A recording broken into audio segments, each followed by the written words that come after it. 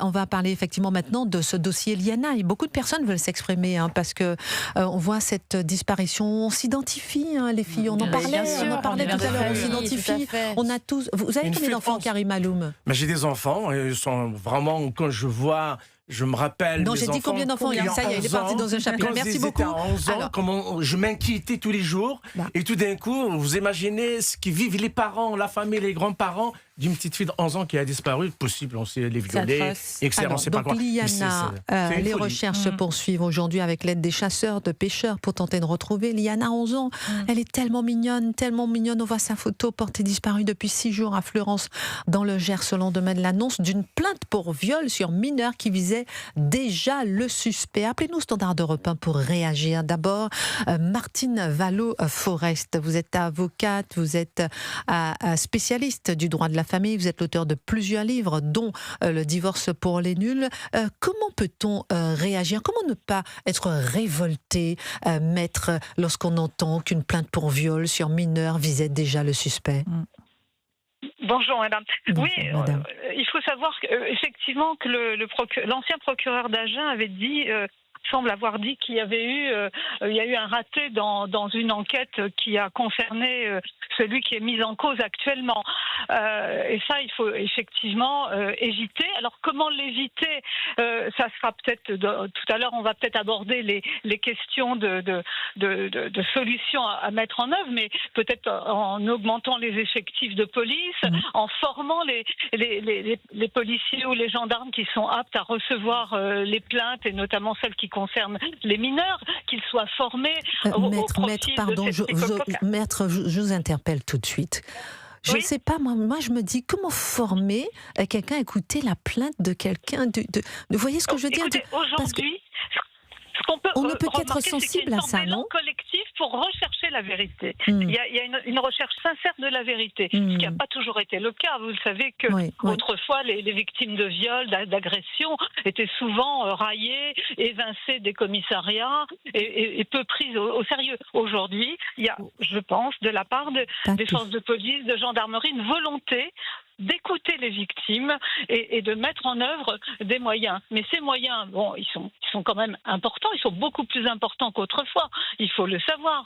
Il y a beaucoup de moyens techniques, la vidéosurveillance, les recherches ADN, la géolocalisation, etc.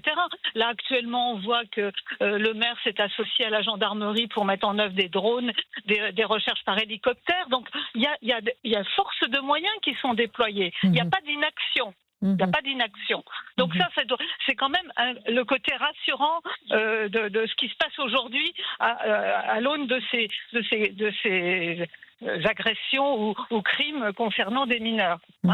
Aujourd'hui, on est dans la recherche, puisque la petite Liana n'a pas été retrouvée et que le mis en cause n'a pas avoué. Donc la justice se doit de rechercher très exactement la vérité, pour éviter le fiasco judiciaire, à savoir, que veut la justice? C'est renvoyer devant la juridiction compétente et faire condamner l'auteur. Et si l'enquête est bâclée, et c'est ça que le public ne comprend pas, c'est que les enquêtes prennent beaucoup de temps, mais c'est parce que il faut une certitude judiciaire. Il ne faut pas de l'à peu près. C'est sûr. Merci beaucoup Martine Vallot-Forest d'avoir été en direct sur Europe 1. Vous qui êtes avocate, spécialiste du droit de la famille. Merci infiniment.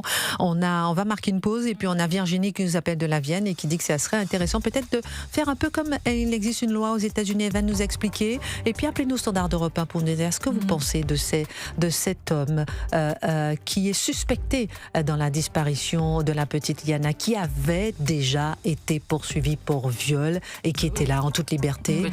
Comment voilà. Et puis on se dit que il y a une faille quelque part. Et puis il commence une fois, deux fois, trois fois. Est-ce qu'un jour ces gens-là arrêtent? Est-ce qu'un il y en a jour, beaucoup de gens qui sont dans la nature. le taux de récidive, est-ce qu'un jour ça s'arrête? Comment les arrêter? La castration chimique, comme dit Bruno Retailleau sur CNews? Appelez-nous au standard de repas. Avec Christine Kelly de 11h30 à 13h. Liana, 11 ans, est toujours recherchée. Donc nous nous posons cette question ce matin. Y a-t-il un laxisme dans les dossiers de pédocriminalité, puisque le principal suspect est impliqué sans être poursuivi dans un dossier de viol d'une fillette de 10 ans. Et Véronique, vous êtes nombreux à réagir au 01 80 20 32 21. Véronique nous a appelé, chère Christine. Oui, on peut l'appeler Virginie aussi, elle nous appelle j'ai dit Véronique. C'est pas grave. En plus, je lui ai demandé juste avant. C'est pas grave. Bonjour Virginie.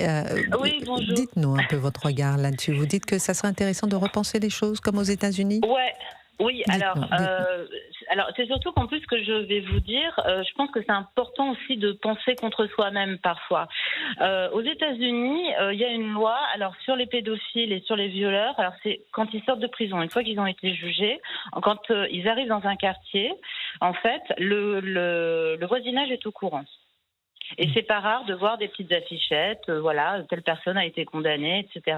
Alors a priori, moi, ce genre de truc, ça me plaît moyennement parce que je me dis que tant que la personne n'a pas été jugée, elle est présumée innocente. Ça fait un peu délation.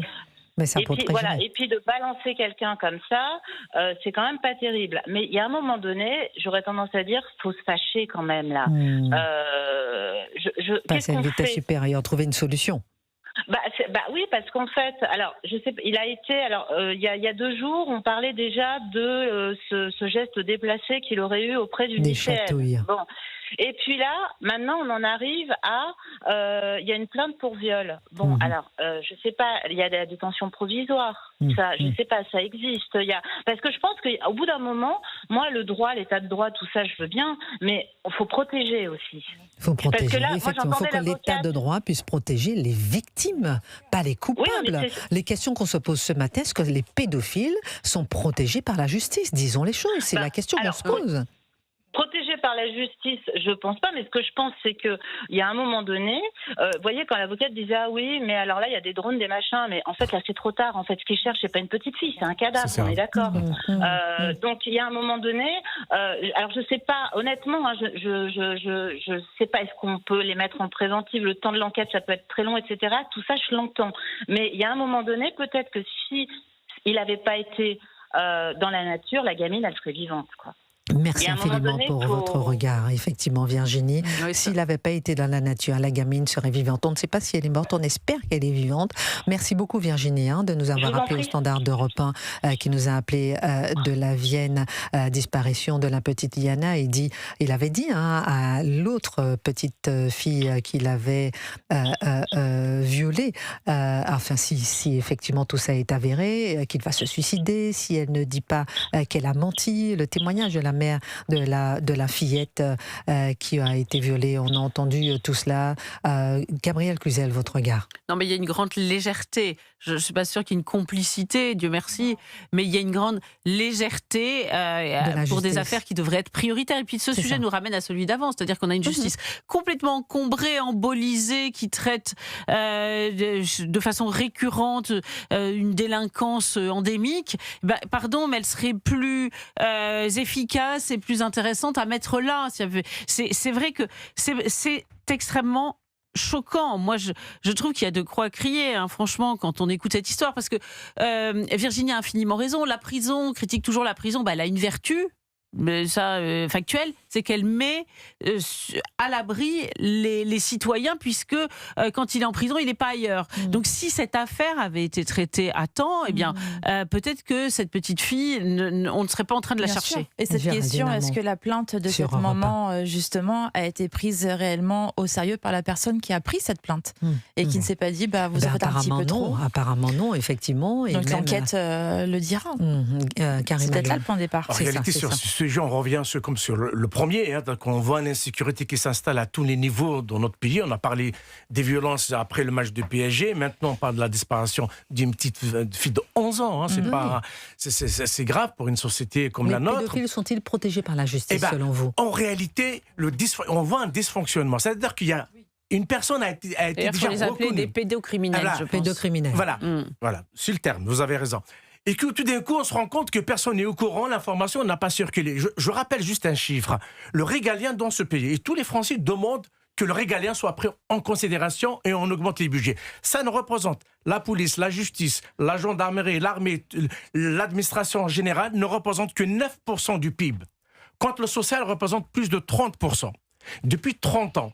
C'est facile de dire de construire des prisons, mettre beaucoup de juges, etc. Mais il faut des moyens. Il faut que le législateur décide d'augmenter les budgets de la justice, de la police pour travailler convenablement en amont. Parce que là, il faut arrêter les gens en amont, c'est pas après. Après, c'est plus facile, c'est trop tard aussi, s'il y a une victime. Donc, on a une élection présidentielle qui se présente. Il faut qu'une fois pour toutes, on en discute du régalien, mais sérieusement, pas juste par un discours, mais augmenter les budgets. Et quand vous augmentez les budgets, vous avez plus de moyens à la justice. J'aime bien tout ce que vous dites, mais moi, je suis une maman. Comme tout le monde, et je me dis que c'est vrai tout ce que vous dites, augmenter les moyens, on est d'accord. Non mais on est d'accord, mais je vous fais sourire. Alors vous tirez vers ce que je viens de dire, je ne suis pas d'accord avec vous. Non mais c'est pas ça, c'est que je me dis qu'une fois par exemple, bon celui-ci, il est passé entre les mailles du filet. Erreur de la justice, on n'a pas pris au sérieux la plainte, etc. et tout. Voilà, grosse faute. À supposer qu'on le mette en prison, il reste combien de temps? Il sort en prison. Il faut un suivi après. Oui, et le suivi. Il faut un suivi, il faut de l'info. Le sujet de la castration chimique abordée par je suis d'accord, par Bruno Retailleau et la castration chimique obligatoire. Voilà. Parce qu'on va lui dire, s'il vous plaît, monsieur. Oui, voilà, parce que pour l'instant, elle est. Oui, alors parce que c'est une atteinte aux droits de l'homme, j'imagine, l'état de droit, tout ça, machin. Mais moi, je suis comme Virginie, l'état de droit, c'est bien, mais les droits des victimes, les droits des petites filles, on en parle ou pas? Donc je trouve que c'est un vrai sujet. Parce qu'on avait sur notre plateau, Gabriel Cluzel, sur Face à l'info, sur CNews, on avait la présidente d'Innocence en danger, Oméra Cellier, qui s'intéresse depuis 30 ans à ces enfants qui sont victimes de viols, etc. Qu'est-ce qu'elle nous disait? Elle a son association qui travaille dans le monde entier. Que la France, je lui ai dit, mais c'est quoi la particularité de la France? La particularité de la France, c'est qu'ils ne sont pas poursuivis. Les pédocriminels ne sont pas poursuivis. C'est une spécialité française. On est en train de le voir là avec le dossier Liana, c'est révoltant. S'ils ne sont pas suivis, notre législation, le législateur, depuis une trentaine d'années, ne s'est pas occupé aussi du dossier, parce que souvent on en parle, mais les politiques, on les mis de côté. Les premiers responsables dans ce pays, ce sont ceux qui ont gouverné la France depuis 30 ans, de gauche comme de droite. Ils sont tous co-responsables. Donc, de temps en temps, le constat, il faut le faire, c'est le premier point. Et le deuxième point, il faut reconnaître aussi à chaque fois, on parle d'insécurité, on se rend compte que notre législation n'est pas à la hauteur, que les lois qu'on venait de dire protègent, nous sommes un état de droit. On est fiers d'être un état de droit, mais l'état de droit, ça ne veut pas dire protéger les voyous. Je reviens à ce que j'avais dit tout à l'heure. On a une constitution aussi qu'il faut revoir. Parce que tant que la Constitution française n'est pas revue sur certains articles, elle est très compliquée. Moi, je suis une maman. Très compliqué de changer la loi. Ouais, mais moi, je vous écoute. Moi, je m'imagine une maman d'une fille de 11 ans aujourd'hui. Là, à l'heure qu'il est, à 12h56 sur Europe 1, je me dis pas qu'il faut changer la Constitution. Oui, mais je me dis, non, mais je on suis analyse en raison, on essaie de donner les éléments, mais bien sûr. Je suis juste en train de me dire que, waouh, je veux protéger ma fille. On en est là, malheureusement. Bonjour, ma chère Clélie. Bonjour Christine, bonjour à tous. Europe 1 Info dans un instant. On reviendra sur, encore une fois, des fausses révélations sur l'affaire Xavier Dupont de Ligonnès. Et tout ça sur le dos des prêtres. Allez, on en reparle dans un instant. Belle émission, Merci Clélie. Christine, à demain.